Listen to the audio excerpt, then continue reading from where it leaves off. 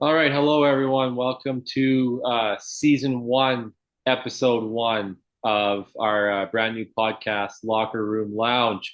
My name is Shane.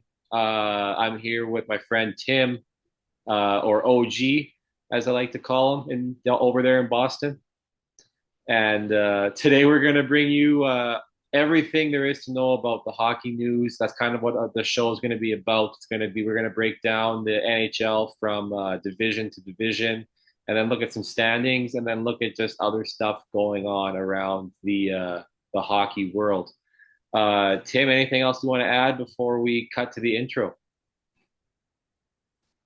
No, not much. You pretty much covered it. Looking forward to this season going on. We're about 25 games into the season, so it's officially getting real. And we can not just be like, oh, it's the first 10 games of the season. And there's a lot of interesting stuff going on in this year. Yeah, and lots to cover in this first episode for sure. So I hope you guys buckle up, stick with us, and hope you guys enjoy the show.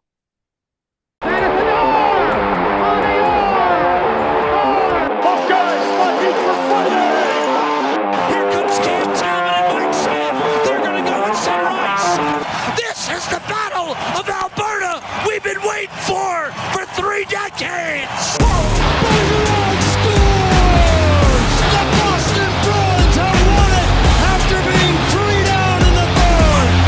He scored! Can you believe what we just saw? Now the goalies are fighting. The goalies are fighting.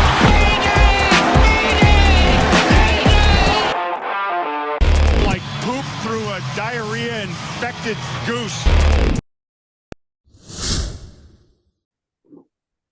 All right, ladies and gentlemen, boys and girls, the first division we're going to jump into is the Atlantic Division. And we have Tampa Bay on a 5 game win streak right now after a slow start. Has it been 5 games And already? surprisingly, the Bruins, as of right now, yeah, they're on a 5 game winning streak right now and first in the division.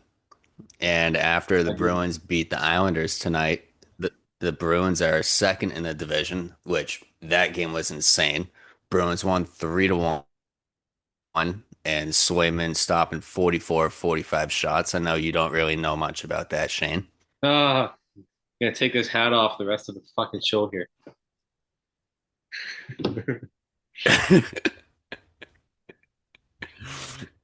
Yeah, But it must yeah, be nice the to have a Atlantic goalie on your Division team. has some surprises this year. Even our backup isn't that bad with Corpusalo. I mean, he's a backup. That is what he is. And he hasn't been that much worse than Swayman. But Swayman tonight with .975 save percentage. That's pretty incredible. So we're Insane. definitely getting his money worth right now. Insane. You know what you should do? You should go get And Swayman's then like even backup goalie stick and you should sell it to the Oilers for like $2 and tape that spare goalie stick of Swayman into the net, tape a knob to the one top corner of the post and the blade to the other bottom corner of the net, and put that fucking thing in there, and that will stop more pucks than both Stuart Skinner and Calvin Pickard combined. Sorry, continue. We'll talk about that later. yeah, yeah.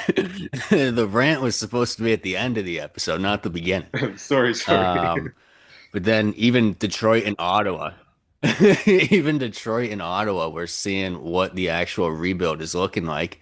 Because if Ottawa pulls out the win tonight, they're the only Canadian team in the playoffs, with Toronto also in the Atlantic Division, being just 1 point ahead of Buffalo. And in the bottom five of the entire NHL, which at this point, I'm all for. Fuck Toronto. Oh They've had yeah. enough chances and been one and done. Oh yeah. And like looking at And the Atlantic Division, or just not just the Atlantic Division, but the whole Eastern Conference standings as a whole, which we'll show you guys that a little bit later in the show here. But I was looking at the Eastern Conference standings. I'm just for you guys' reference. This show is like we're recording this show on Wednesday night, so it's going to be a little bit delayed in standings between when this show airs on Friday and the time of recording. But I was looking at the standings this earlier this afternoon when we were preparing for this show, and there was something so beautiful of like looking at these standings and seeing the Toronto Maple Leafs in the basement of the Atlantic Division and the Eastern Conference. But it's also crazy because they only had like 21 points or something. And the second wild card spot in the Eastern Conference had like 25. So it's like crazy to me to see like you have that 4 point gap between a playoff spot in the Eastern Conference and um, the last place team in the Eastern Conference, and like not just the Atlantic Division, like the Atlantic Division itself is wild, like wildly like close in parity. But like I said, we'll get into this a little bit more in the future here. But just the entire Eastern Conference is just a wrecking ball right now. Yeah, and it's completely different in the Western Conference, which we'll also get into. But even if you look at the Florida Panthers defending back-to-back Stanley Cup winners, they're sixth in the division with 25 points. The first place team, Tampa Bay, has 30 points. So everybody's like, oh, Florida's having a bad season, a bad season. Not really. It's just a matter of a couple wins, and they're right back in the mix. You know However, what? You I know do what? think them going. You know what? Sorry to interrupt, but I was just gonna say I enjoy seeing the Florida Panthers out of a playoff spot right now, personally, because they've had their 2 years of glory, and I was that's another thing. I was looking at the standings and I saw them out of a playoff spot, and I got happy there. But continue. Sorry. Yeah, it's they're going on. If they make the Cup Finals again this year, that'll be 4 years in a row that they're even in the finals. Yeah, not That's a correct. lot of extra hockey, and they Not, are extremely injured right now. So yeah. you don't know what's going to happen when their players come back, how they're even going to stay under cap space at that point because they're going to have to start paying them, or they're just going to wait until the playoffs hit if they can find a way to get into the playoffs. You know what? Like, what's it been like 5 years in a row of a Florida team being in the Stanley Cup final or something? Yeah. Yeah. So it's like you got to think that this year that's not going to happen, right? Because like look at the entire like you got the like looking in like Atlantic Division, you've got the Senators who could be a dark horse team in the playoffs this year if they make it. But then you have the Red Wings Yep. also, which I mean, like I don't know about you, but to me, it's great to see the Detroit Red Wings doing well again. Second in the Atlantic Division right now, they're a couple points behind Tampa, and they're a wagon right now. Yeah, to me, whenever the teams like Detroit, Montreal, Boston are all in the playoffs, that makes for really good hockey and really good numbers. Mm-hmm. Those are all big markets, and it's been a while since Detroit has actually been in the mix after going 25 years in a row making the playoffs. You know what we need? As much as I would love the Leafs to miss the playoffs, we need to see like a first round in the East where it's like two inter-Atlantic division matchups and two original six matchups with Detroit versus Hmm. Toronto and then Montreal versus Boston. And the first round, can you imagine Oh, how absolutely. hard those Yeah. playoffs would go? Yeah. Oh, yeah. Absolutely. I'm sick of seeing Boston, Toronto in the playoffs. We all know how that ends up. Bruins win. Yeah. So we don't need that anymore. But if you throw Detroit against Toronto and then you do a Montreal versus Boston series, yeah, I'm all Yeah. for that. Yeah, and we all know how Montreal Boston series goes in the playoffs. Like you don't know who's gonna win, but it's physical. Two teams that hate each other. You look at those like early 2010s, late 2000s playoff matchup Yeah. between those two teams. It's just blood everywhere. And I don't know if Montreal is to that point yet to make it to the playoffs. I think they're right behind like Detroit and Ottawa at this Yeah. moment. I wouldn't Yeah, be they're surprised if they snuck in, but Mhm. I don't know if they're actually a playoff team right now. St. Yeah. Louis doing a hell of a job behind the bench. Oh, for sure. And I mean, I can't even talk. Sorry. As of the time of this recording, Montreal is, I think, just like they're tied for like first and second wild card spot right now, but they're like on the cusp of the playoff position. I mean, I know it's early. Yeah, We're talking about playoffs. It's like the end of November, and we still got till middle of April before that happens. But April. I mean, you got to think that like I'm noticing a trend in the NHL where it's like it how you do in at the beginning of the season in like the first quarter of the NHL season, how you do in that first quarter kind of dictates how the rest of your season is going to go. Unless you're the Oilers, who always starts off shitty in the first quarter and then picks up. Um, but anyways, like you know, you look at Boston because I mean, you teams get that first quarter of the NHL season to kind of you got new players on the team. Maybe you got a new coach, maybe you got a new goalie, whatever it is. But teams normally take that first quarter to kind of gel with each other and figure out positioning wise, where this guy is on the ice, figure out their breakouts, all that kind of stuff. So for me, it's like if you're a team like the Boston Bruins, for example, or even the Detroit Red Wings being in a playoff spot right now, 25 games into the season, good for you. Like, I know we were talking before the season started, Tim, and you were all down in the dumps about Boston. You were like, it's a rebuilding year. It's beginning of October, and you're talking about the Bruins tanking for Gavin McKenna, um, which we all thought maybe not the tanking part, but we all thought the Bruins would be a non-playoff team, especially how they finished last year. And so, I mean, you got to be pretty happy with how the Bruins are doing so far. Oh yeah, I'm very happy with how they're doing so far. We have our goalies playing good. I love the Marco Sturm effect. Mm-hmm. He has just brought a completely different culture to the team. Yeah, And we're no longer relying on just David Pastrnak to get all of the goals and all of the points. He yeah, has more assists than he has goals, and we have our bottom six forwards contributing. Tonight's game, we had all goals come from bottom six forwards. and that kind of leads us into a different segue here, where we need to talk about Morgan Geekie for the Boston Bruins.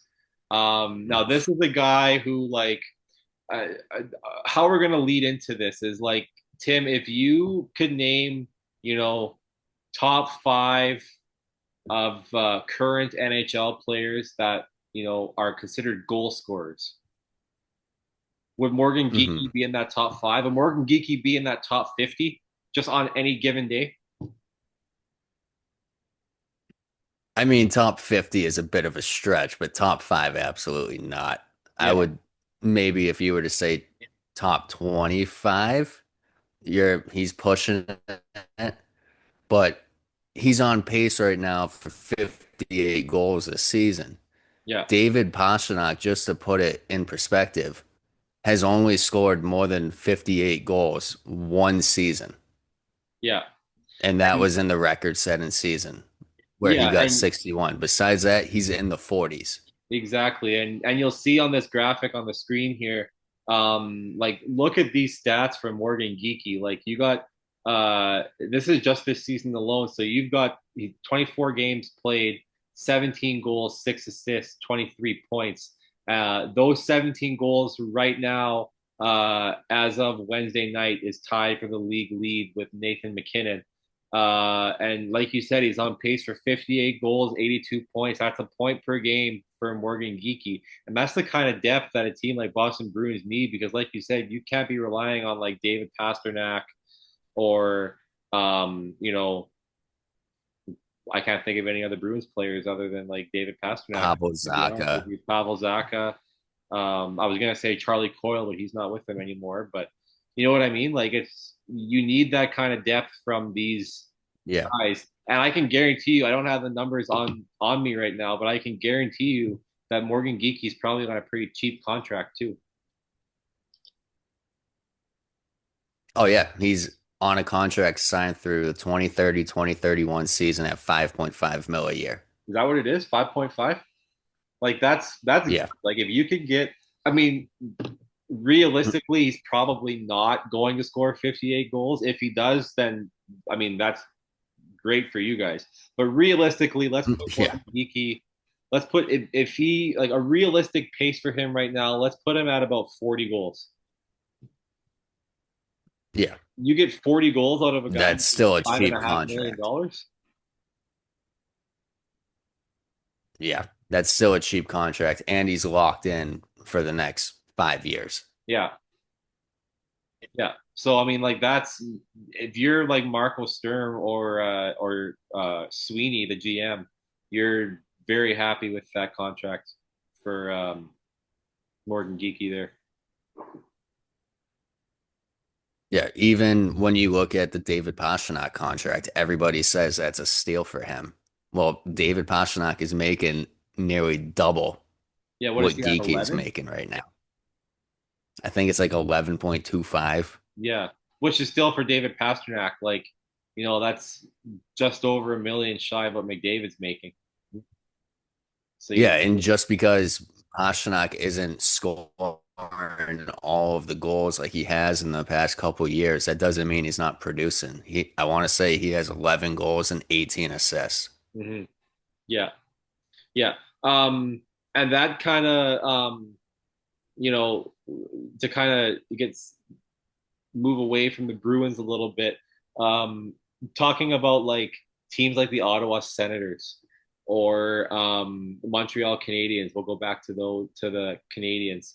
Um, the thing that sticks out to me with both of those teams is how many young players they have in their core right now. And I think you can say the same with Yeah. Boston too. Um, like for example, Montreal, you've got guys like Cole Caulfield or Nick Suzuki's not really what we would call like quote unquote young anymore. But Montreal, you've got like Lane Hudson. What is he like a 19, 20-year-old defenseman? You got Cole Caulfield. Um, you've got Ottawa, you got guys like Drake Batherson, Thomas Chabot, um, Shane Pinto. You got all those guys that are like young and like impact players for these teams. And then, looking at looking at like a roster of the Boston Bruins, for example, like you got Michael Isamont, he just got assist number 7 tonight, and then you've got Fraser Minton, who you guys plucked from the Toronto Maple Leafs. He's having a good year, a really underrated year. He got 2 assists tonight. Yeah. And then you still got those older Yeah. kind of depth players in like Sean Corrali and Hampus Lindholm, Yeah. uh, Even Kastelich. Yeah, we have a solid core that's signed for the next 5 years. And I'm thrilled with everything that Sturm has done as a coach. Yeah, I think if we have the same coach as last year, we're right with Buffalo and Toronto. yeah, I do not think we're having the season we're having. And yes, it's still early, but we are at the point where we're over 25 games into the season. yeah. And I mean, like looking at Boston's lineup too, because quite honestly, I like really at the start of the show, I couldn't really name anyone on the Bruins other than the Pasternak or Morgan Geekie. But looking at the Bruins lineup, Mhm. like really the only like big name players you can say for the Bruins: Pavel Zacha, Elias Lindholm, Morgan Geekie, David Pasternak, and then like Charlie McAvoy, Hampus Lindholm, Mason Lowry, and then Jeremy Swayman. Really, those are the only like big name guys on the Bruins. Everyone else, like Yeah. you know, like everyone else is just like guys that don't really have a name in the NHL yet. But those are the kind of guys that are stepping up for Boston. Like you said, there was no goal scored tonight by the first or second place, or sorry, first or second line. Yeah. And even if you want to throw in Victor Arvidsson into the mix, but he's He's injured injured. right now, but Yeah, he's also 33 years old. yeah, yeah. And I mean, Charlie McAvoy is injured too. So, And so, like, they're doing this. Boston's yeah. getting a playoff spot with Charlie McAvoy, their number one D out. Yeah. And then you also have Zadorov, who last year I hated him because he took way too many penalties and they threw him on the penalty kill, which makes no sense to me. But Right, now he's not taking penalties, he's producing points, and he's just being a shutdown defenseman. So right, everybody's coming into their own right now. right, right. Um, we're gonna talk about Ottawa for a second. Um, Now, Ottawa Mhm. Senators, I don't watch much Senators hockey personally. Me being a Canadian or whatever, I'm busy. I got a full-time job. I got kids, everything like that. But you know, the Ottawa Senators, I actually sat down and I watched the game the other night, and they moved the puck so well. You've got guys on that team that quite honestly, I forgot really existed because they go to Ottawa, and Ottawa's kind of the team in Canada that doesn't have as much media coverage as the rest of the teams in the country. Um, but looking at, for instance, guys like Claude Giroux or Drake Batherson, Shane Pinto, Jake Sanderson, Tim Stutzla, like you've got a solid team in Ottawa. Like I was going through some of their guys, like I said, and they have playoff capabilities over there in Ottawa for sure. Yeah, and you can't forget that they have a Vezina winning Allmark in net. Allmark, yeah, and then you've got like guys that like to throw hits like Nick Cousins, Michael Amadio. Hmm. Um, I would even say David Perron. I've seen David Perron be really physical. Yeah. I think Ottawa gets overshadowed by Toronto and Montreal Oh yeah, coverage wise. 100%, 100%. Like Ottawa's they a much had smaller market than both those teams. yeah, I was gonna say them and what Winnipeg are probably the two smallest Canadian markets. Hmm. Yeah. But the thing that's funny is you'll see on your screen here as well, as of November 26th, Ottawa Senators. This was before any of the November 26th games, by the way. But Ottawa was the only Canadian team in a playoff spot. They held the third spot in the Atlantic Division, as you can see there. And then you've got in order um, you've got Ottawa, who holds the A3 spot, and then you've got Montreal, who's out of the playoffs. Edmonton with 25 points out of the playoffs in the West. Winnipeg, 24 points out of the playoffs. Toronto, 21 points, which at the time was bottom of the entire Eastern Conference out of the playoffs. Yeah. And then Vancouver, Calgary, who are 30 and 31 place teams in the Western Conference at 20 and 19 points, and they're out of the playoffs as of Wednesday afternoon.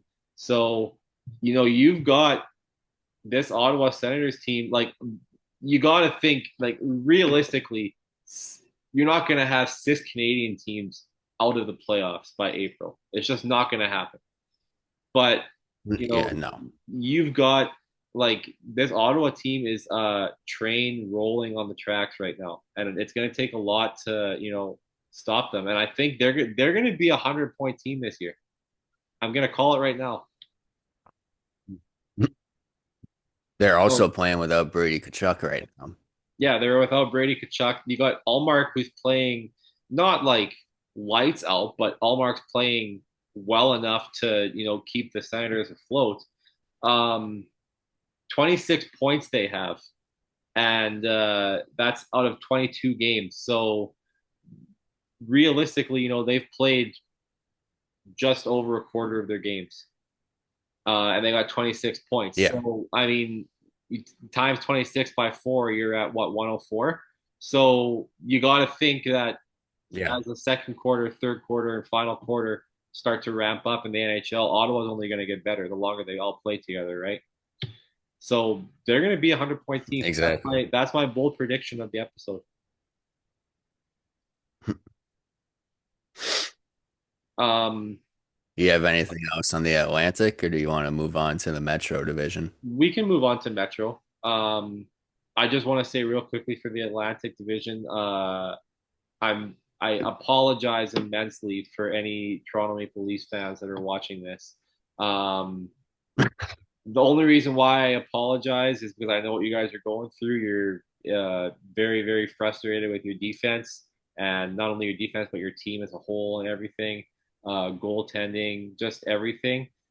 But it's going to get better, Leafs Nation. I have one little message for you.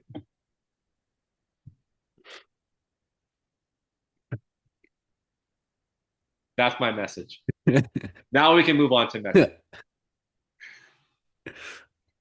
All right. What are your initial thoughts on the Metro division so far? My first initial thoughts of the Metro Division, um, just looking at the standings here, Islanders third in the Metropolitan Division as of Wednesday night. You gotta love what Patrick was doing over there.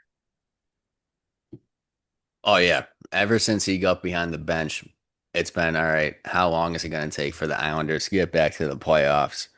Between the Islanders and the Devils this year, though, the Devils, no matter who gets injured, who can't play, they just still show up. And they right now have 31 points. Yeah, yeah, 31 points And then, for the Devils. That's as of after their win on Wednesday night. mhm. And then even an older team like the Capitals and Penguins that has an older core, they're still in the mix, along with Philly. Philly's doing their every other year, they're a good team kind of thing right now. Right, right. The other thing too, uh, do you think hypothetically, like looking at the standings right now and how tight the entire Eastern Conference is, what are your thoughts on the Columbus Blue Jackets? At this point, I don't think anything's out of the realm. Yeah, even like a team Like like, I don't sorry, go ahead. like even like we were saying, just to briefly go back to the Atlantic Division, even a team like Toronto, they win a couple games, they're right back in the mix. Hmm. Like And this conference is so stacked and tight right now that mhm. it's not going to take much for any team to get into the mix. I don't even know if I would be confident because in previous years, you would have like, oh, guaranteed five teams from the Metro are making the playoffs. And you would have your top three in the Atlantic, and then it would drop off heavily. This year, I have no clue who are going to take those two wild card spots. Yeah, and the Rangers too. Like the Rangers are a 500 team right now, and they're last in the Hmm. Metropolitan Division. Um, Yeah. and you've still got guys like you've got a Vezina winning goalie in New York, in Igor Shesterkin, but you've also got Hmm. Panarin, Zibanejad, Adam Fox on the blue line, Braden Schneider on the blue line. Like you've got a good team in New York, and 24 points has you 2 points out of the playoff spot, but it's also last place in the Metro, and you're Yeah. 500. Yeah. And that's how crazy, like how crazy tight the Metropolitan Division is you've got the Hurricanes at 30 points at the top, and then you've got the Rangers at the bottom with 24 points. The Rangers need three more wins. They got 30 points, and then they go from last to first. Like, is that not insane? Yeah. Like it's not going to take much for the shift. And I don't see it like getting any spread wider. like for the rest of the season. And the I thing think is, it's just gonna remain the same. Like, yeah, and the thing is, you can't really like you can't really predict. Like I said, it's early, but you can't really predict the outcome of the playoffs or who's going to make it in the East because like you said, one win by any of those teams that are outside of a playoff spot could jump them from like third last place in the Eastern Conference to like second in their division. yeah, yeah. Like even looking at a team, they'll be one place out of the playoff spot, and like you said, they'll jump up one win, second in the division. Right. And then all you need to do is have one other team win a different game, and it's like, holy shit. Yeah. Because again, yes, we're still early in the season, but we're not that early in the season anymore. Yeah. And and like it's crazy, really. And you look at like a team like the New Jersey Devils, who I think it's Sheldon Keefe's their head coach, but I think it's his second year Hmm. behind the Devils bench Yeah. after being canned in Toronto. Last year, did the Devils make the playoffs last year? I can't remember. I don't think they did. No, No, no, they didn't. They missed. they But just, but now Sheldon yeah, Keefe got them second in the division right now, 14-7-1, 29 points. And then the Devils have guys that are stepping up. Like the first name that comes to mind, obviously, you've got Jack Hughes, who's a staple in New Jersey, and you've got Luke Hughes. Um, but I think one guy on the Devils blue line that's really becoming a superstar at his position in his own right is Simon Nemec. yeah. And You had a few stats on him this year so far. yeah. So, like on your screen here, you'll see about Simon Nemec this year. So, he's got 14 points in 23 games. That's made up of 5 goals and 9 assists, and he's a +8. I believe he's like 19 or 20 years old. I'd have to check. He's not older than 20, I don't think. But very, very good start to the season so far for Simon Nemec. And the biggest part that you'll see on the screen here is Simon Nemec became the 8th defenseman on Wednesday night in Devils history with multiple overtime goals in a single season. What stands out the Well, most that's to me big. is the +8. Yeah, yeah. What stands out to me the most, though, is that +8 plus minus as such a young defenseman. Mm-hmm. Because as a defenseman, your plus minus might be even more important than how many points you actually get. Yeah, yeah, 100%. Um, and yeah, that's what I mean. Like plus minus as a defenseman, as a forward, it's not like people still pay attention to it, but it's not as important as a forward that is the defenseman. Because I mean, you were a defenseman, Tim, when you were playing hockey, and I mean, like Yeah. plus minus, like if you finished the game with a -3, I'm sure maybe you were benched, but you went home and you were pissed about it Oh, yeah. because that's your Yeah. job to keep pucks out from Pretty in much. there. Yeah. Pretty much the way that they would determine who started the next game was what parent had the best plus minus. Yeah, yeah, and You could go out and get 3 points, but if you have a -4, you're not starting the next game.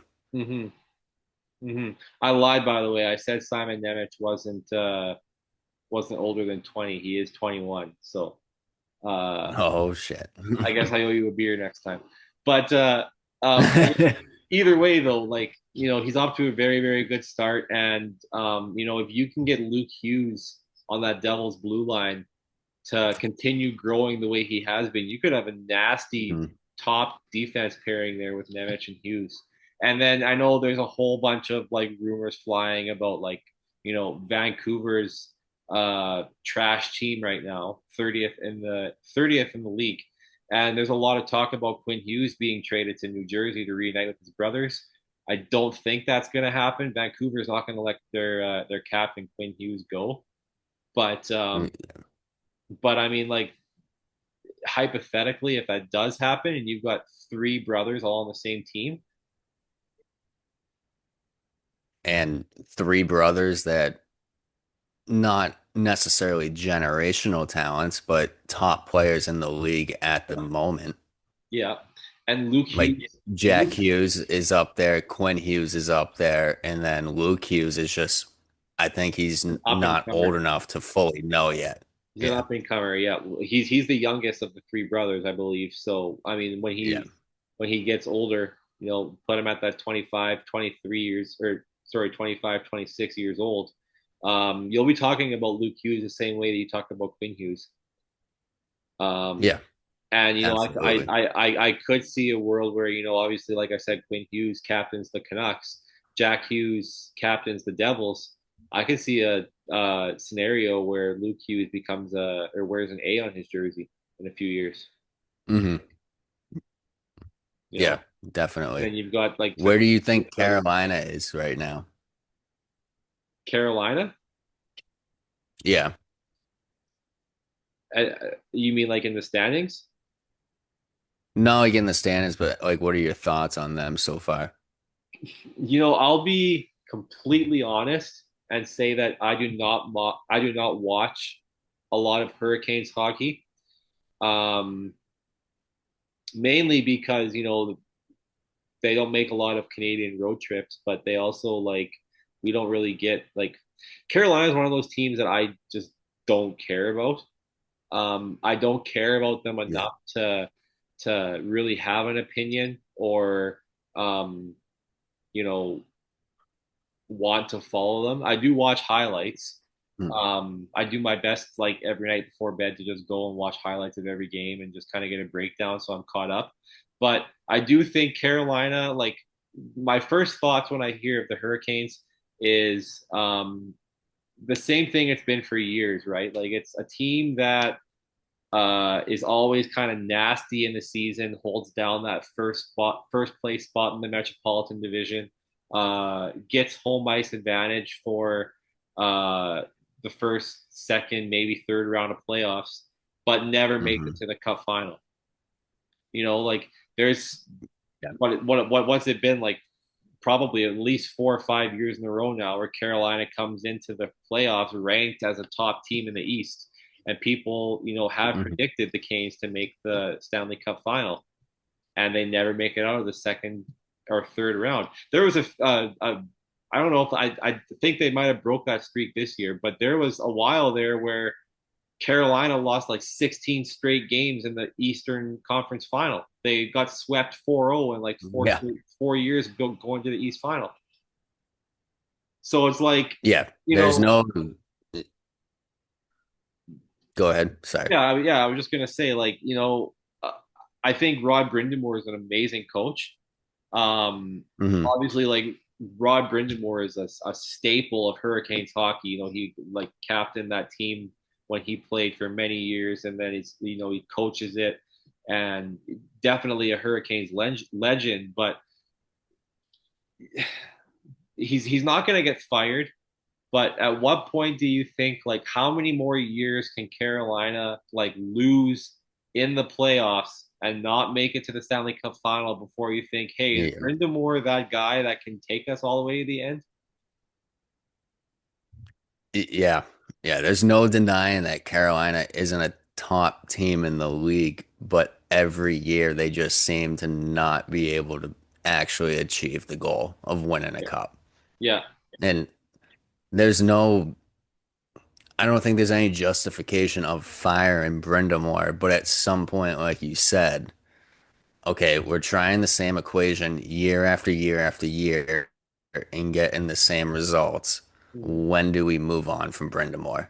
And I don't know if Brindamore would even go to another team because all No, I think of Brindamore is the Carolina Hurricanes.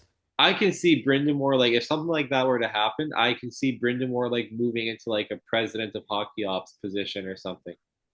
Um, Yeah. I don't think like it depends on what GM Don Waddell wants to do. Like maybe Waddell retires, Brindamore takes over. I can see him being a GM for sure. Um, but like I can see him moving into like a president of hockey ops or like a special advisor to the GM type role. Hmm.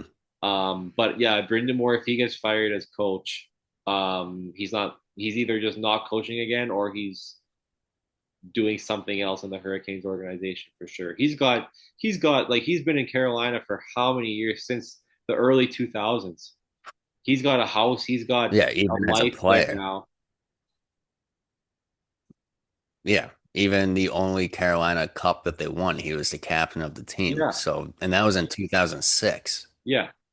Yeah, like 20 years ago almost. Yeah. So, yeah, the Hurricanes are an interesting team. And I mean, it's so hard for me to have a decent opinion on really any metropolitan team because of how close everyone is in the standings. Like, I could say the same Hmm. thing about any team in the Metro. Um, 6 points separates first from last place. And like, Flyers win one game, all of a sudden they're second in the Metro. Rangers win one game, all of a sudden they're third. Blue Jackets, same thing. Hmm. So it's just until there's a little bit of separation, um, there's just not really much to think about. But also, it's very, very like to me, it's very interesting to watch because let's say none of these teams in the Metropolitan Division slow down, and they all stay within 2 to 6 points of each other. That's going to be one hell of a playoff race. And Yeah, like, that's but also going to make the trade deadline really interesting. really interesting. And then you'll get into like those like mid to late March games where like it's crunch time and you're gonna see like intensity is gonna ramp up. There's gonna be hard hits, there's gonna be fights, there's gonna be like Hmm. whole bunch of stuff trying to shift momentum because every like point when you get to that point in the season, you're fighting for every single point in the standings that you can get, especially if you have a division that doesn't separate like the Metropolitan Division and they all stay close, Yeah.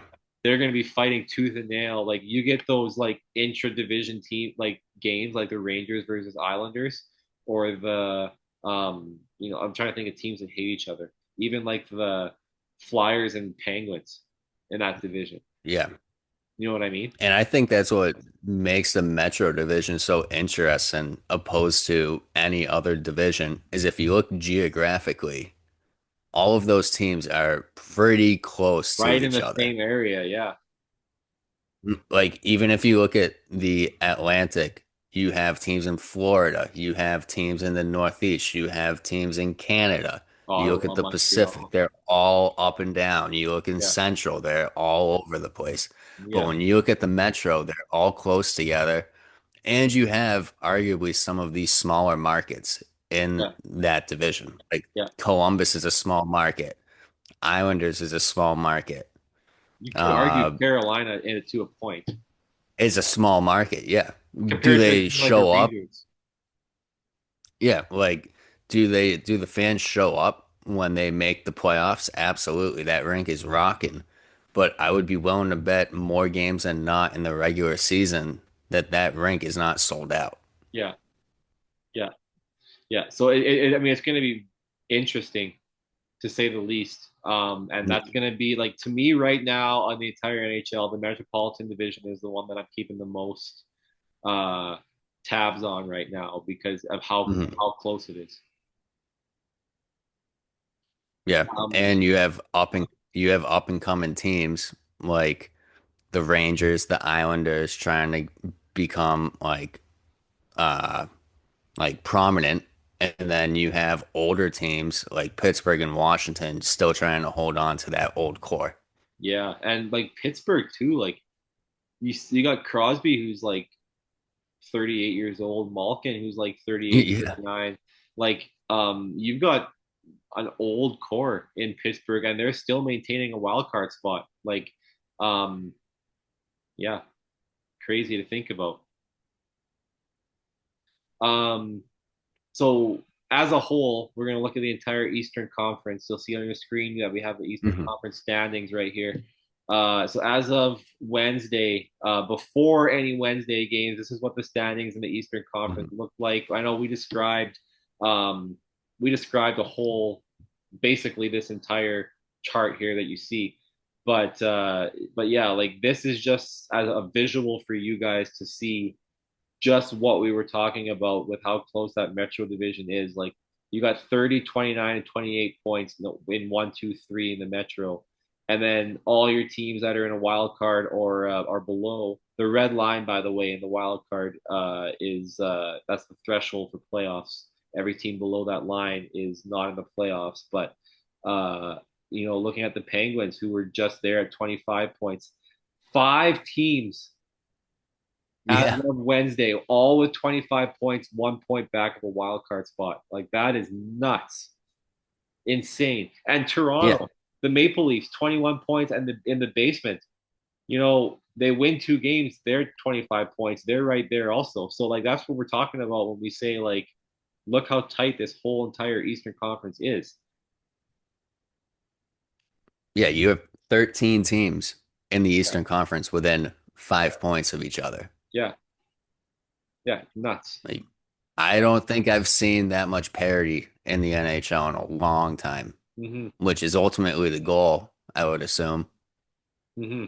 Yeah, well, that's exactly. Gary Bettman is just like loving every single second of this.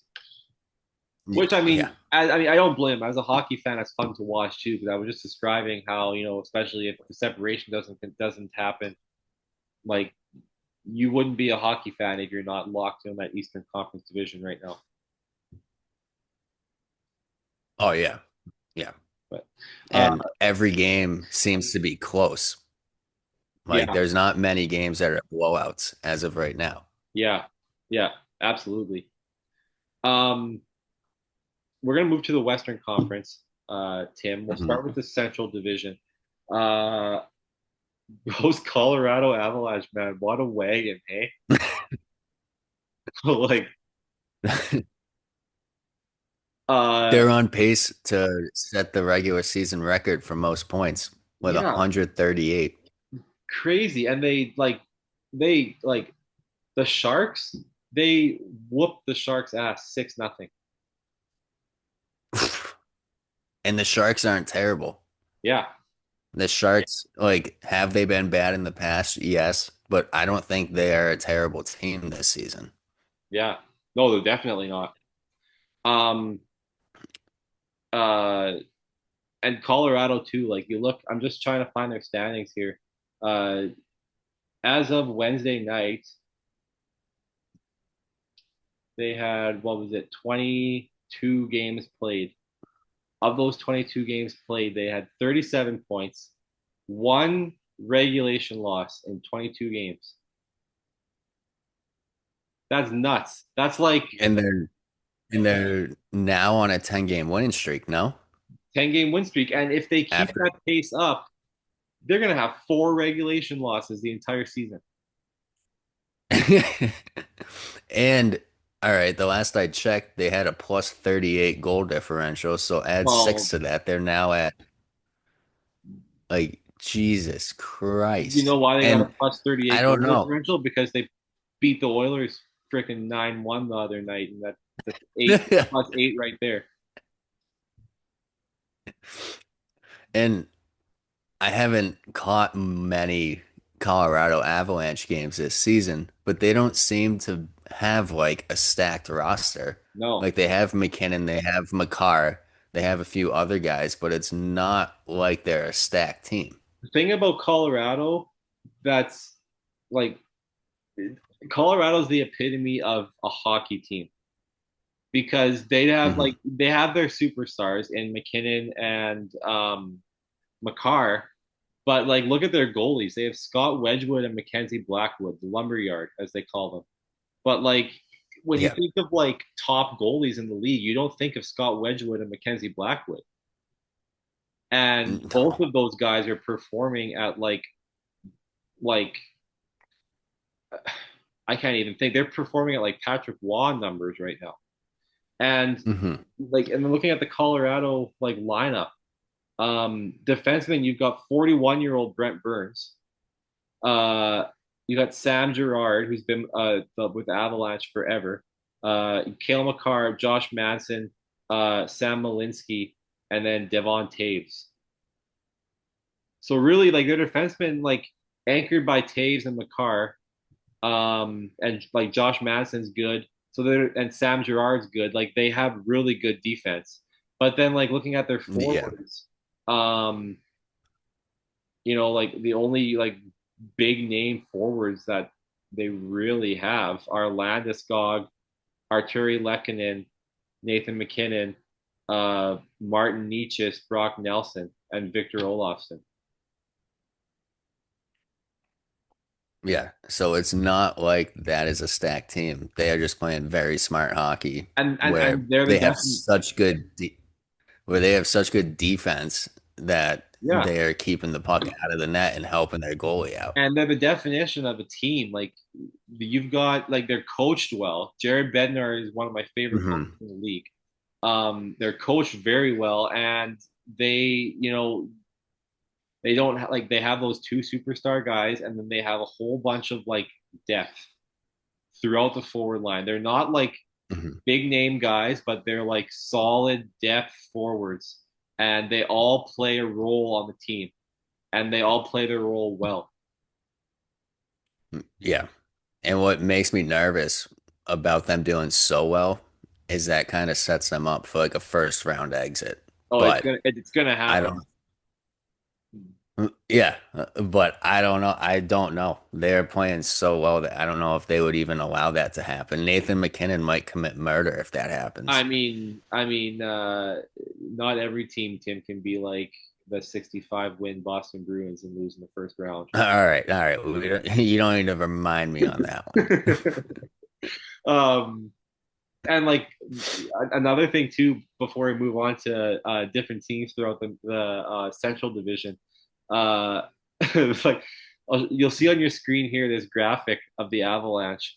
So look at this. This has been updated since Wednesday night. They beat the Sharks 6-0. So they have 39 points now. Uh, Far and away the best team in the league right now. Hmm.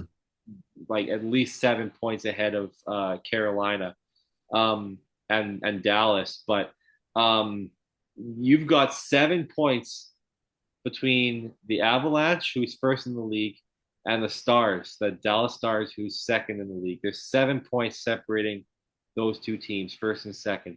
Then you look at the Dallas Stars and the 24th place Edmonton Oilers, who have 25 points to Dallas's 32. There's 7 points separating second place from 24th place in the league. Is that not crazy? So complete opposite from the Eastern Conference. Like it's absolutely nuts. Like it's Colorado is dominating. Like you said, like they're putting up numbers that will shatter Boston's Yeah, 65 win record. Um, do they keep this pace up? Maybe. yeah. Hard And to if they say. do keep this pace up, what are you doing at the trade deadline? Nothing. What would your moves be? Nothing. Yeah. Why change something that's not broke? Yeah. Don't fix it if it's not broken. You just sit and you Yeah. watch other teams do it. And if I'm sorry, if I'm Joe Sakic at that trade deadline, I'm not doing anything. Like I said, I'm sitting back on my TV, glued to Trade Center, and I'm watching Hmm. every single team in the Western Conference, specifically the Central Division, and I'm watching all their moves. Because Just If yeah. Colorado keeps this up, then you're gonna have teams like Dallas, or even like the Winnipeg Jets, or um, maybe not the St. Louis Blues, but um, you know, any other team that's close in the Minnesota. Minnesota, um, you're going to have those teams that are going to be trying to load up on the trade deadline as well.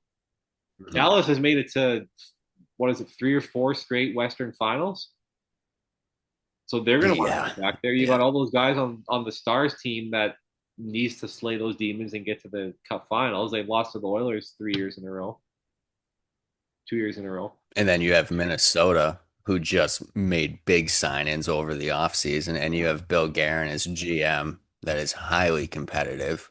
The other thing I But wanted to look I at, believe they're also on a 5 game win streak. yeah, and how's that? Like Minnesota's another team that I just haven't been keeping tabs on. How is that Kirill Kaprizov contract extension looking? Because the highest paid player in the league right now, 17 million Hmm. a year. I think that kicks in next year actually, but he just signed that massive $17 million deal. What's he doing for like points this year? I didn't even. I'm gonna check that right now. I Oh, so he's got I 20 want to points say in he's 24 games. So 14, 14, 20. yeah. Yeah, I want to. Yeah, I was gonna say he's right around a point per game. Do you think that justifies the 17.5 mil a year? No, not Like that much money. 17.5 mil a year is how? like Connor McDavid money, but Connor McDavid took a hometown discount. Yeah, But Connor yeah. McDavid could have Kaprizov is a easily, hell of a player. yeah. Kaprizov is a hell of a player, but 17.5 mil, I don't know. I don't think I would be happy if he was on the Bruins and they signed that contract. I mean, you got to look at it like the best way for me to describe that comparison, okay, is Kirill Kaprizov. I know he came into the NHL late because he came over from Russia and all that stuff, and he's played way less Mhm. games than Connor McDavid. And it's not, people are going to say it's not a super fair comparison. But I want to just show you Kirill Kaprizov in his NHL career. Keep in mind, he's 28 years old. He's 3 months younger than Connor McDavid, okay? Yeah. Uh, he's played 342 games and has 413 points. Okay, so he's quick math would tell me he's about a 1.1 point per game player. Yeah, just over a point per game player. Yeah, yeah. And then you have Connor McDavid. I don't have his stats on me right this exact second, but you got Connor McDavid who has played, I think, what, 800 um, games, and he's at like Hmm. almost 1,200 points.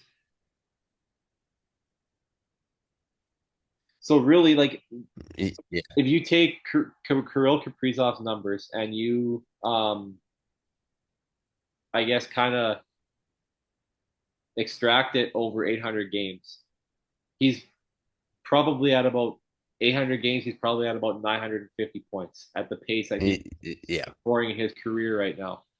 McDavid, now that I have his stats pulled up, has played 737 games in the NHL. So he's not hasn't even Hmm. hit 800 yet. He's got 1,116 points. Yeah. So he's at like 1.5 points per game, if I Mm-hmm. had to guess. McDavid's got 371 goals, so he's almost got as many goals in his career. And McDavid is not known to be a goal scorer. Mm, He's yeah. got 371 goals. He's almost got as many goals in his career as Kirill Kaprizov has points. Now I Hmm. know, like I said, it's not really a fair comparison, but realistically, McDavid could have walked into Stan Bowman's office in training camp and said, "I want 20 million," and Stan Bowman would have Yeah. paid 20 million easily. Yeah. Yeah. Yeah. Easily. And longer than 2 years. Yeah, easily. So you know, and you got like if put it this way, if Kirill Kaprizov can fetch 17 million a year, you're gonna get guys like a comparable guy that I think of to Kirill Kaprizov is like Matthew Tkachuk. Yeah. You're gonna get guys like Matthew Tkachuk, you know, going into their GM's office when their contract expires and ask for, they could ask for probably 18 and get it if they wanted. Oh, yeah. Especially with the fact that Kachuk has won cups with the Panthers. He's proven that he can win, whereas Kaprizov hasn't. Tkachuk's got 2 cups now. Yeah. But yeah. Um, so yeah, it's an interesting we got to kind of move on, but it's definitely an interesting situation in the Metro as well. Or sorry, not in the Metro, the Central. Um, one more team from the Central I want to talk about is the Utah Mammoth. Hmm. Very, very forgotten about team. Uh, you Yeah. know, unless you're from the state of Utah, you don't really care about the Utah Mammoth. they're Phoenix Coyotes. No one cared about Phoenix Coyotes either. But Yeah. Utah Mammoth, as of Wednesday night, second wild card spot. 12 wins, 8 losses, 3 overtime losses, 27 points.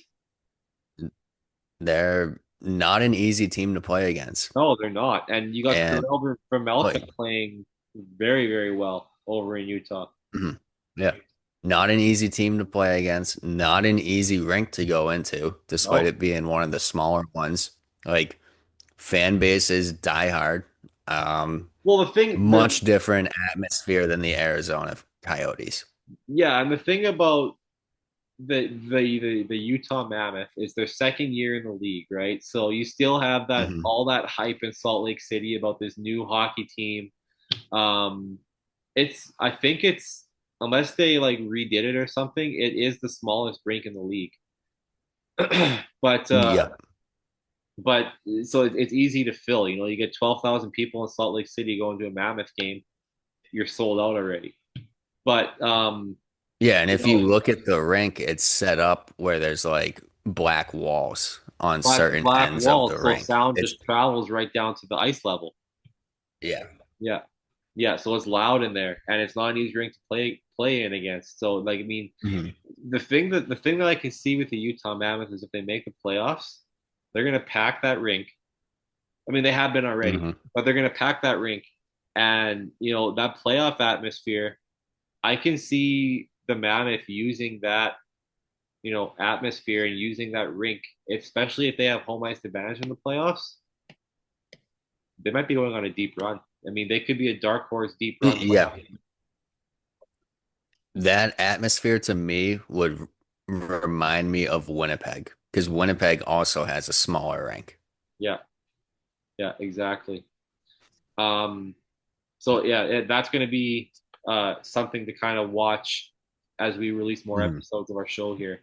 What the Mammoth do going down the line, but Mhm. I think it's the time that you've all been waiting for. I know I've been patiently waiting for it. We're going to go to the Pacific Division, and we're going to talk about something that I need to get off my chest. Edmonton Oilers and all of the problems that we have. I am an Oilers The fan. floor is yours. I'm muting my mic right now. Well, just wait, just wait. We're not gonna just wait. You don't need to mute your mic yet because yeah, I'm an Oilers fan, and as you can probably tell. And before we talk about the Oilers, one thing in the Pacific Division that I think deserves to be talked about before we get into our little dumpster fire in Edmonton. Uh, I wanted to get your thoughts on the top three teams in the Pacific Division right now. Because looking at the top three teams, if you had asked me, Tim, at the start of the year, after the first quarter of the season, Shane, who do you think would be the top three teams in the Pacific Division? You know who I would have said? I would have said Edmonton, I would have said Vegas, and I would have said probably the Kings. Mhm. Only one of those teams is in there, and it's not the Oilers and it's not the Golden Knights. It's the Kings. The other two teams, Yeah. the Ducks and the Kraken, have first and second place in the Pacific Division right now. And I was talking about it with you, Tim, a while ago. We were texting each other, and I said to you, I remember texting you the one day and saying that Ducks team is going to be nasty in a couple of years. Are they at the peak right Yeah. now of like where they're starting to peak into nasty territory? The beginning. The beginning. It's the I don't beginning. think they're It's at the the peak beginning of yet. good things in Anaheim. I yeah. Yeah. Yeah. And Anaheim is not a team to take lightly No. whatsoever. No. Like No. at And first it's all right, yeah, the first 10 games of the season they're looking pretty good. They're a nice young team. Nope, they're a tough team to play against. They're highly skilled and they're young with a huge core. very young. Yeah. And you have Joel Quenneville behind the bench. Yeah. And I mean, they're also a team too. Like, I mean, Joel Quenneville has always been like a defensive minded coach. Like every Joel Hmm. Quenneville team that that has been coached, like those dynasty years in Chicago, and then those few Yep. years in Florida, they've always had like stout defenses. And it's the same thing in Anaheim. Like I was looking at the Ducks roster the other day, and there's some defensemen on the Ducks that I didn't even know were on the Ducks. Like Radko Gudas, I knew, but Yeah. Jacob Trouba, I don't remember him ever getting dealt to the Ducks or signing in Anaheim. I don't. I just for some reason I did Hmm. not remember that. But their top defenseman right now, like Jackson Lacombe, is going to turn into like a Lane Hudson. He is Jackson Yeah. Lacombe right now in Anaheim is like the rookie sensation D man in Anaheim. But then you've got Radko Gudas, who I mean we all know Radko Gudas.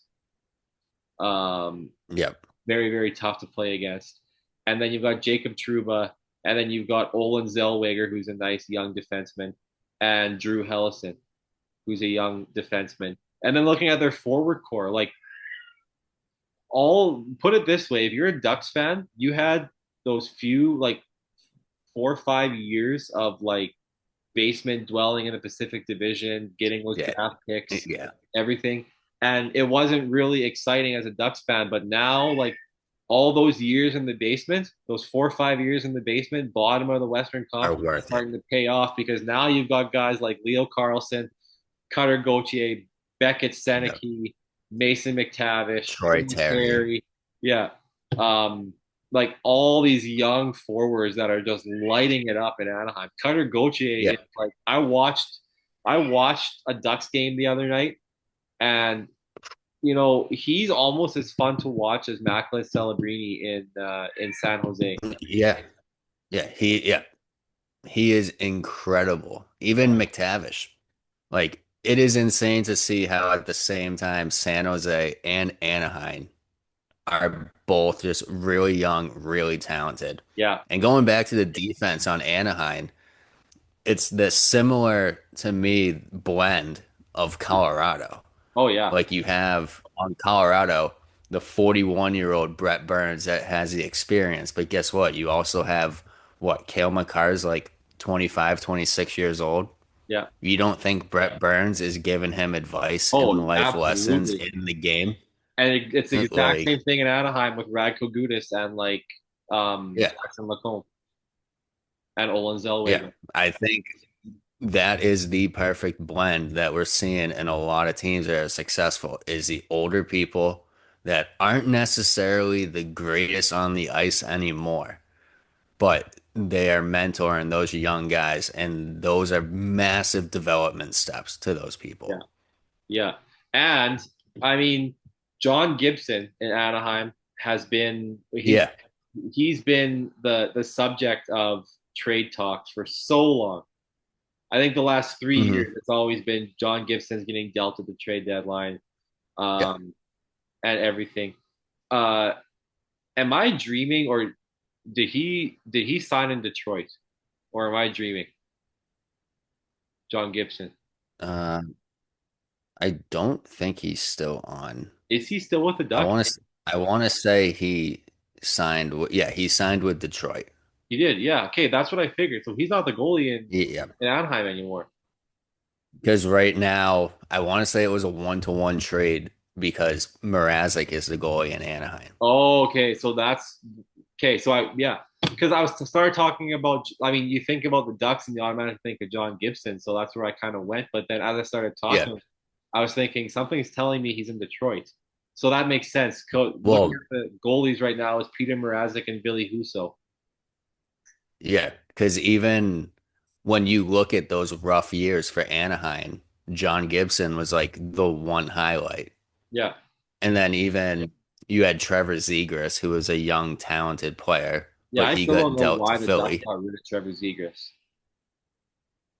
I don't know. He had a hell of a first couple years, but then he seemed to drop off. It's like once he started doing the Michigan, he just focus more on skill instead of playing the And game. he's not doing anything in Philly either. Like nothing noticeable what I've seen. Nothing crazy. No, no.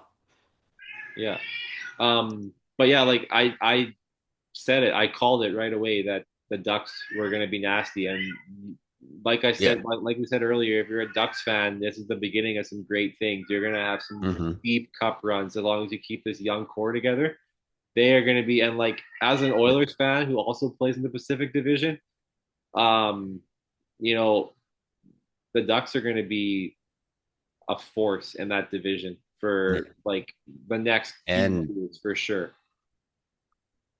don't count out San Jose. I keep No, going back on San Jose. Between Celebrini and Will Smith, Will they Smith, already have 55 55 points points. combined.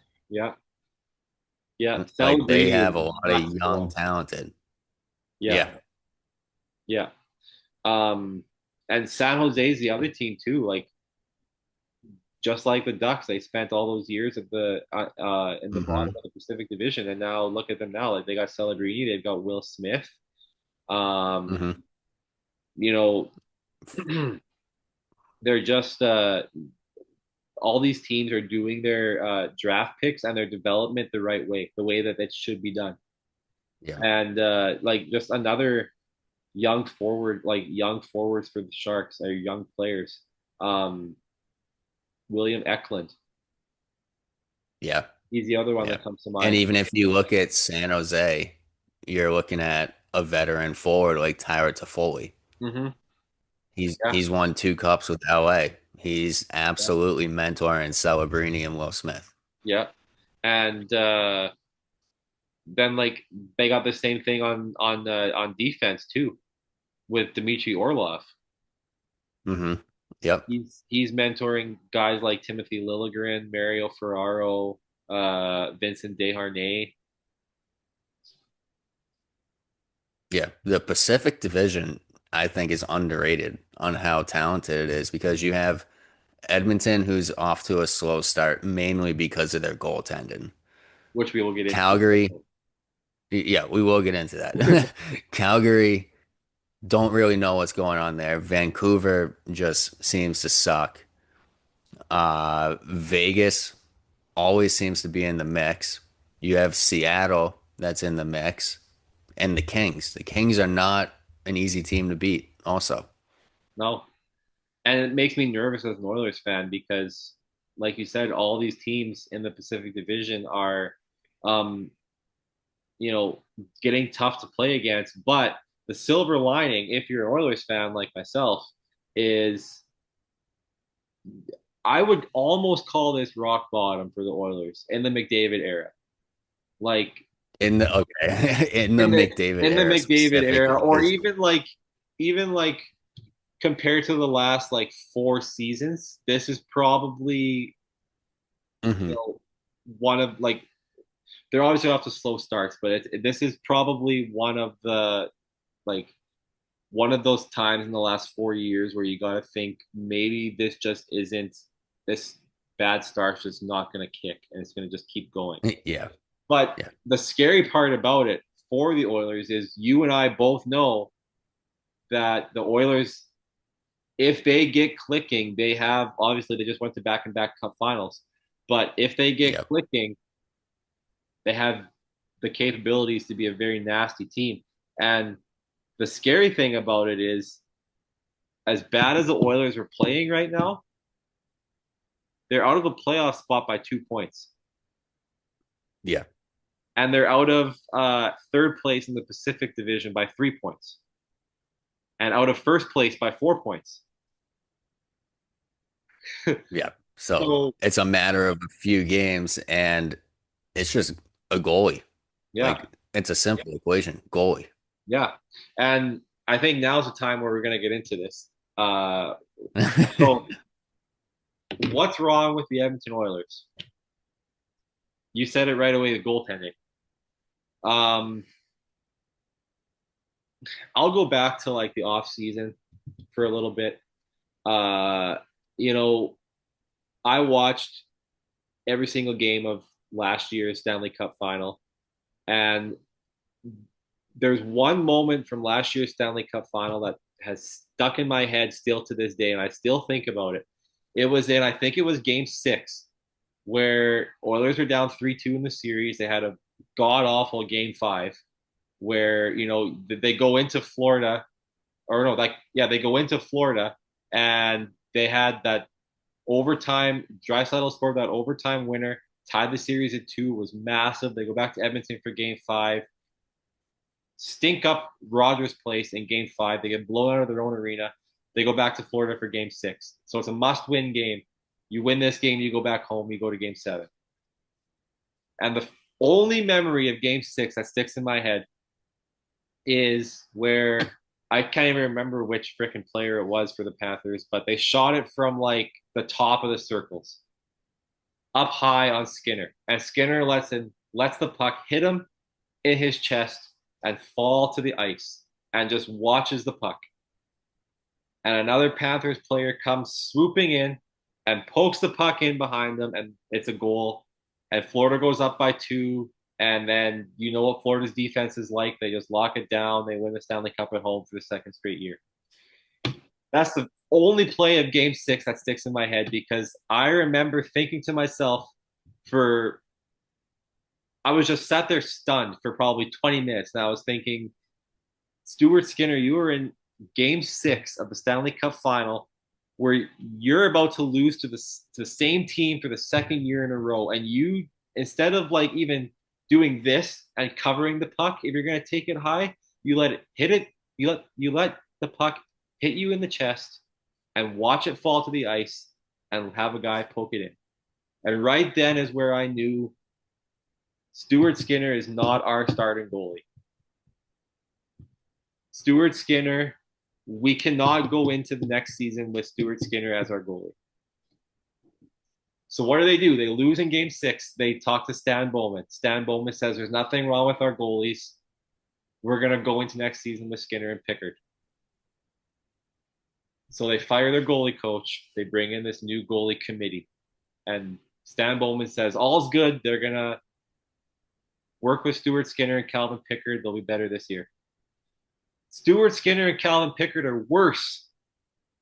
Both of them are worse than they were last year by miles. So at what point do you think maybe it's not the goalie coach, maybe it's the actual goalies? Because I came off of the Skinner bandwagon last playoffs.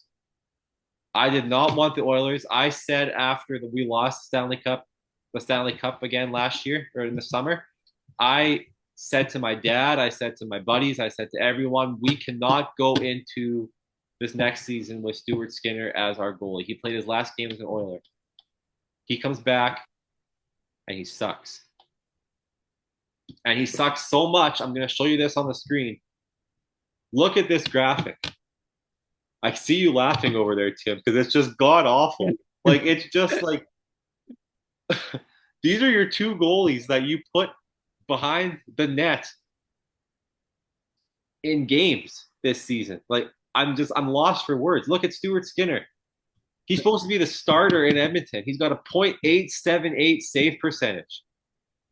That's the 15th lowest league-wide and the 6th lowest among regular starters. And then you've got Calvin Pickard, who, just when you think it can't get worse than having Stuart Skinner in net, you put Calvin Pickard in net, and he's .847, the 4th lowest among all goalies who have played at least one NHL game. All goalies out of all 32 teams that have played at least one game this season, Calvin Pickard is the 4th lowest ranked goalie out of every single goalie in the league. So how can... Just real quick, would you be okay with either of them being the backup? Yes. I would love for the Oilers to bring in a veteran goalie that's won a couple cups. Get rid of Calvin Pickard because he's older. He's like 33, 34 years old. And just have Stuart Skinner ride pine. And like, he can play the odd game where the Oilers are on a back-to-back or whatever. That's fine. But I mean,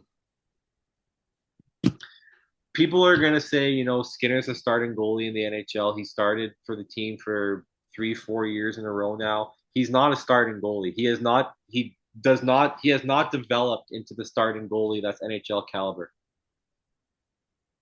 Starting goalies get better And with what makes it Go ahead. what makes it even more frustrating is you have a guy like McDavid taking a hometown discount to free up cap space, That's and what they I did nothing with it. that's what I was getting with too. McDavid like sees the potential. He just lost back-to-back cup finals. He wants to stay in Edmonton. His wife just started a business in Edmonton. They have a house there that they made fresh from scratch. She's an interior designer, Mhm. all that stuff. And he wants to stay in Edmonton. He's made that clear. So he takes a hometown discount, but he only signs for 2 years. 2 years. Mhm. And he tells Stan Bowman, this was, he'd never admit it, but it was in the media. He tells Stan Bowman, you have 2 years to get us over that hump and get me a cup or I'm gone. Stan Bowman says, yep, sounds good. It'll happen. We're not going to lose Connor McDavid. But he decides to go into the season with Stuart Skinner and Calvin Pickard. And the Oilers are a 500 team, currently outside of a playoff spot. And McDavid like just looks like he just regrets every single decision he's ever made. Now, here's the thing: a lot of fellow Oilers fans are saying it's not all on the goalies; it's on the defense. The defense sucks also, which is true. Evan Bouchard is awful, awful, awful, awful. Mhm. Darnell Nurse, terrible. Between both of those guys, that's $20 million in cap space. They're supposed to be our top two defensemen, and every single game it's a bakery of turnovers by both those guys. And you know, Chris Knobloch, head coach, comes up and he comes up after every game in his media press, and he says, "Bouchard will be better. He'll learn from it. He knows what he did wrong. It's not going to happen again." Bouchard comes out the next game, passes the puck right on the guy's stick. They come back on a breakaway score. Yeah. So the defense has been awful, but it's the goalie's job to make those timely saves. And when your defense has an off night, it's your goalie's job to kind of, stand on their head, just like Jeremy Swayman did on Wednesday night. You know, Yeah. Boston There's got a Boston got main difference. manhandled. Yeah. Yeah, There is a difference between the defense sucks and the goalie had no options. I'm gonna Like, tell all you. right. I'm gonna tell you a quick story. So Tuesday night, last night, time of recording, uh, I was at Walmart with my wife and kids. Okay. Oiler game started at 8 o'clock my time. I got home about 8:30. First thing I thought of was, oh, the Oiler game started half an hour ago. I'm gonna go turn it on. Grab the remote from my TV. As I'm doing that, I'm going on my phone and I'm checking the score of the Oiler game.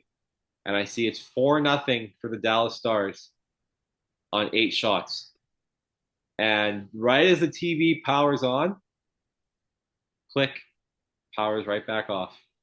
I'm gonna do something else better with my time instead of watching Stuart Skinner let in 50% of the shots he faces.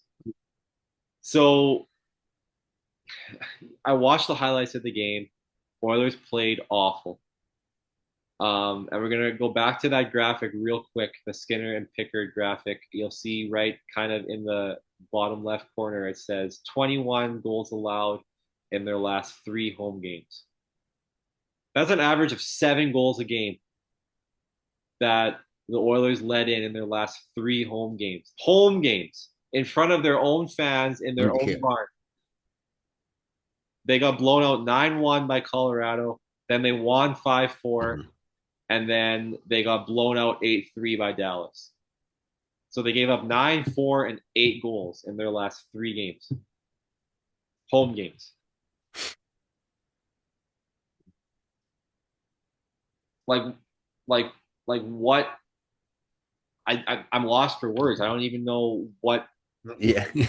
what needs to be done. Like now, this kind of leads me into a segue where The Oilers, um, I've been seeing a lot today. The Oilers have been uh, in on trade rumors for Jordan Binnington. I have seen that also. I've Yeah. seen that. And the last trade rumor that I saw came from Nick Kiprios, who is analyst on Sportsnet. Yeah. And it said that Oilers were trying to get Jordan Binnington and a defenseman from St. Louis in exchange for Stuart Skinner. And the very first thing I thought of there was, oh, Philip Broberg would make a great defenseman for the Edmonton Oilers. Why don't we get a guy like him on our team? Yeah, but what are you guys gonna have to give up draft wise to That's what even I mean. have St. Louis take Skinner? That's what I mean. And like I was looking at it and I was like, if I'm the GM of St. Louis and I hear Stan Bowman call me and he says, "Hey, we'll give you Stuart Skinner and a third round draft pick for Jordan Binnington and a second pairing defenseman." Hanging up the phone right then. I'm laughing in his face. Yeah. No, absolutely not. No. You're talking multiple first round picks, if not other pieces from Edmonton. Yeah. Yeah. So I don't even know, like, and that's the thing too, that it's like I think Stan Bowman is starting to realize that he royally fucked up because teams aren't stupid. They know that the Oilers have no goalie. They need a goalie. They need some kind of help. So when Stan Bowman comes calling for someone like Jordan Binnington, if I'm the Blues GM, I'm just like, oh, I can fleece them because they're desperate. They need a goalie. So you Yeah. can have Jordan Binnington, but we want, your next 3 first round draft picks for the next 3 years and 2 of your depth forward guys. Yeah. Because the longer that this goes on with Skinner being a sieve, the harder it's going to be to get rid of him. And not only that, um, the less time we have with Connor McDavid. Because Yeah. you and I both know he's got 2 years after this next year. And if nothing changes, those are his last 2 years in Edmonton. He's going somewhere where he can win a cup. And I don't blame him. I would too. Yeah. You have a guy like Connor Yeah. McDavid, who's arguably the best player on the planet right now, drawing Wayne Gretzky comparisons in a sense. Connor McDavid cannot retire from the NHL with no cup wins. He can't. Yeah. No, Can't. absolutely not. And I would be willing to bet if Connor McDavid goes, Draisaitl is going to waive Draisaitl ask for a trade. He's going to waive all of his no movement, Yeah. all of his no trade clauses. Yeah. He's next. And then it's the decade of darkness for the Oilers fans all over again. Yeah. So, yeah, it's I got to tell you one story too because I laughed at this one. So Edmonton Oilers, as you know, they have the West Edmonton Mall in Edmonton. West Edmonton Mall is the largest mall in Canada, second largest mall in the world after the Mall of America in Minneapolis. And the Oilers they don't play again until Saturday night. So the Oilers have tomorrow on Thursday at West Edmonton Mall, they have a whole bunch of Oilers scattered around the mall. And they have autograph sessions, meet and greet, and everything. It's something they do every single year. And I was looking, the Oilers Facebook page posted a map of the mall, and then it posted like different numbers. And then they had next to the numbers, they had which players will be at these stations, right? So they had Connor McDavid at his own station, and they had Leon Draisaitl at his own station, and then they had Stuart Skinner and Calvin Pickard at their own station. And then I was like, oh, this is going to be good. So I read the comment section, and everyone's just like, man, that poor goalie station they're going to be so bored sitting there with no one visiting them. Yeah. So I'll be at McDavid and Draisaitl station. And then they're going to be sitting there with nobody going up to them, or they're just going to be going up shit talking them. Someone was just like, you could go visit Skinner and Pickard 10 times over before you meet McDavid because no one will be at that station. Yeah.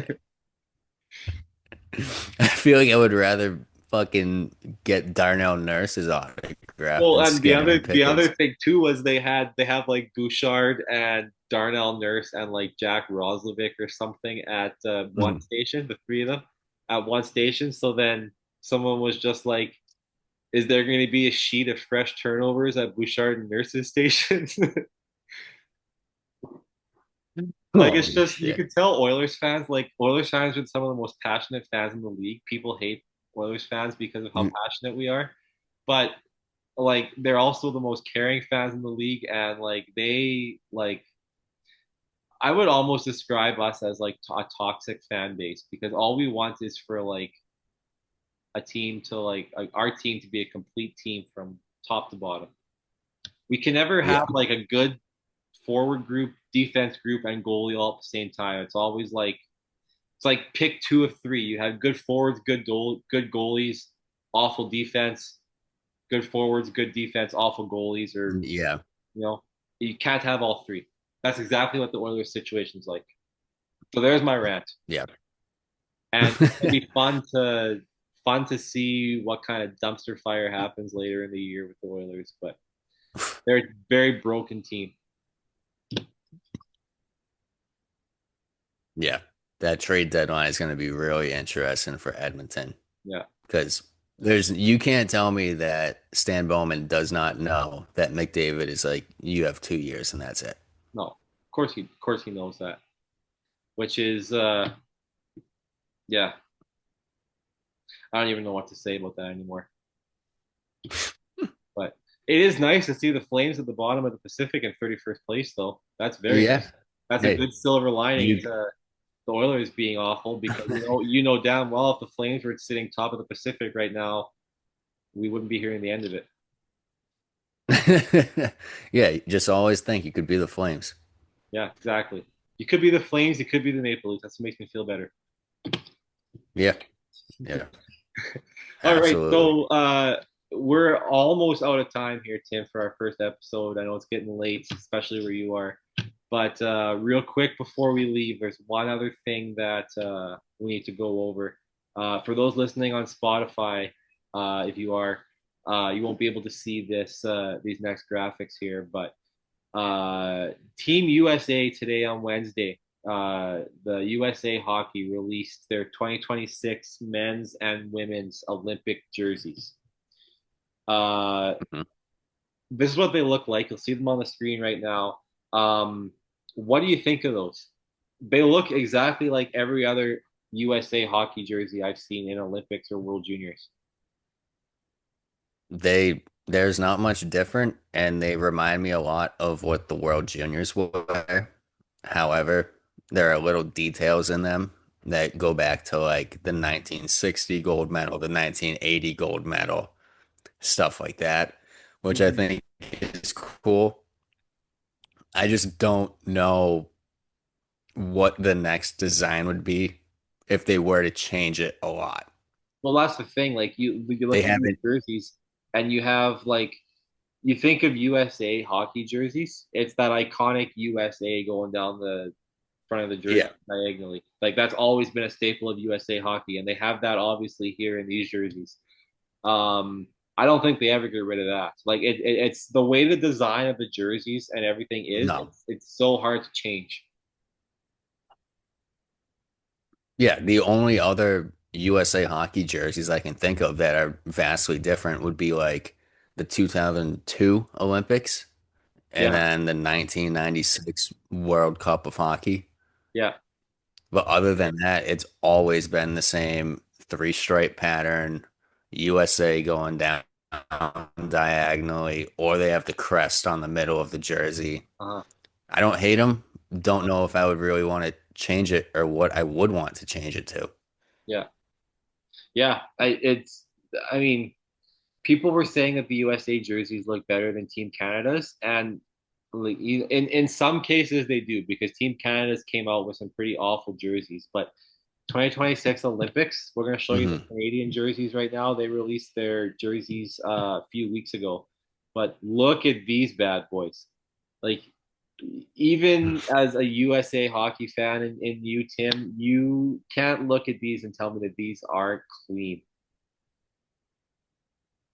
Oh no, They those are are nice. clean as hell. And I'll give Canada this. They have come out with much more different style jerseys than the US Oh, has over because the it's so years. easy to like it's so easy to manipulate Canada's jerseys with just a maple leaf on it, right? Like you can come up with so many different jersey designs Yeah. with the maple leaf. Like my favorite jersey of these three you see on the screen. At first I was really liking that black one with the black maple leaf, but I really like those Hmm. red jerseys with the black maple leaf on them. Like those are crisp. And you put black Yeah. numbers and a black nameplate on the back of Yeah. them.